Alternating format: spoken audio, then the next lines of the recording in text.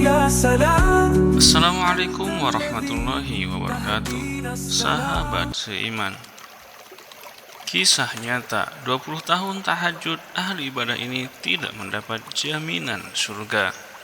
Apa penyebabnya? Sahabat semua, kita tahu bahwa sholat tahajud adalah merupakan sholat yang utama karena memiliki keistimewaan dan mendapat jaminan keselamatan di akhirat, yakni masuk surga.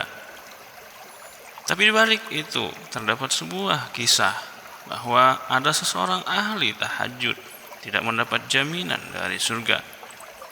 Padahal ia rajin selama 20 tahun tidak pernah berhenti sholat tahajud. Simak kisahnya.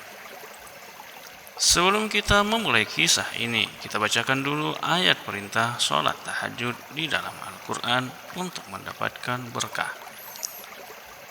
A'udzu billahi minasyaitonir rajim. Wa minal laili fatahajjad bihi nafilatan laka asa ayyab'atsa rabbuka maqaman mahmuda. Dan pada sebahagian malam hari bersembahyang tahajudlah kamu sebagai suatu ibadah tambahan bagimu. Mudah-mudahan Tuhanmu mengangkat kamu ke tempat yang terpuji. Dinukil dari buku keajaiban tahajud, sholat subuh dan duha untuk hidup berkah, bergelimpangan harta, sukses dan bahagia oleh Ferry Taufik El-Zakwin. Ada sebuah kisah yang sangat menarik tentang seorang ahli tahajud. Dia bernama Abu bin Hisam. Ia sangat rajin melakukan sholat tahajud dan bahkan selama 20 tahun ia lakukan dengan rutin. Suatu ketika saat ia hendak mengambil air wudhu, ada sosok yang membuatnya sangat terkejut. Ia melihat ada sosok yang duduk di depan persis di pekarangannya.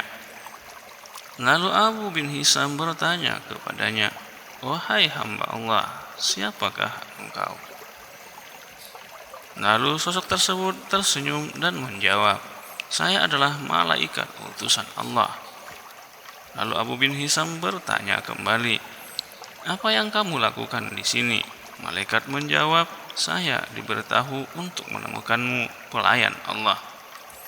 Lalu mata Abu bin Hisam tertuju kepada tangan malaikat yang membawa buku yang sangat tebal. Abu bin Hisam langsung bertanya, "Oh malaikat, buku apa yang kamu bawa?" Malaikat menjawab, "Ini adalah koleksi nama-nama wali Allah, kekasih Allah." Mendengar ucapan malaikat tersebut, Abu bin Hisam berharap ada namanya tercatat karena ia telah rajin sholat tahajud selama 20 tahun. Ia pun menjawab, "Oh malaikat, apakah namaku tertera dalam buku yang kamu bawa?" Ia yakin betul bahwa namanya akan tercatat. Malaikat mengatakan, "Saya periksa dulu," lalu membuka buku tersebut. Setelah mengurut dari awal sampai akhir, rupanya nama Abu bin Hisam tidak ada di dalamnya. Kemudian Abu bin Hisam meminta malaikat untuk mencari namanya kembali. Lalu malaikat mericek kembali dengan pelan dan cermat. Kemudian ia berkata, "Itu benar, namamu tidak ada dalam buku ini." Abu bin Hisam pun bergetar, lalu terjatuh di depan malaikat tersebut. Abu bin Hisam langsung menangis dan mengeluarkan air mata yang sangat banyak. Ia menyesali dan berkata, "Kehilangan diri saya yang selalu berdiri setiap malam di tahajud dan bermunajat, tapi nama saya tidak ada dalam kelompok pecinta Allah." Keluhnya yang masih menangis tersedu-sedu. Lalu malaikat merespon Abu bin Hisam, "Wahai Abu Hisam, saya tahu Anda bangun setiap malam saat orang lain tidur, wudhu dengan air dingin saat yang lain tertidur di tempat tidurnya. Tapi tangan saya dilarang bahwa Allah menuliskan namamu." Kemudian Abu Hisam kembali bertanya, "Duhai malaikat, apa penyebabnya?" Dan malaikat mulai menjelaskan, Anda bersedia pergi ke Allah, tapi Anda bangga pada diri sendiri dan bersenang-senang memikirkan diri Anda sendiri. Padahal tetanggamu ada yang sakit atau kelaparan, tapi kau bahkan tidak melihat atau memberi makan. Bagaimana mungkin kamu bisa menjadi kekasih Allah jika Anda sendiri tidak pernah mencintai makhluk yang dicintai oleh Allah? Kata sang malaikat. Mendengar paparan yang disampaikan malaikat tersebut, Abu bin Hisam serasa disambar petir di siang hari. Dia menyadari bahwa hubungan baik tidak cukup dengan hubungan baik dengan Allah saja, akan tetapi harus juga berhubungan baik dengan sesama manusia.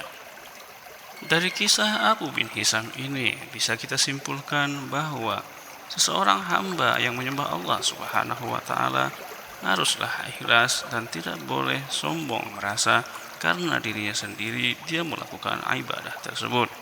Yang artinya setiap ibadah kita adalah karena digerakkan oleh Allah Subhanahu wa taala. Kita hanya saja berupaya untuk melakukan sholat tahajud. Namun yang memastikannya kita bisa melakukannya adalah Allah. Yang mengizinkan kita melakukan sholat tahajud adalah Allah.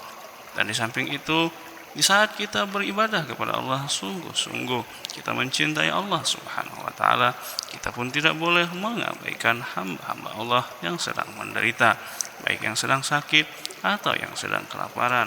Mereka juga harus kita pedulikan.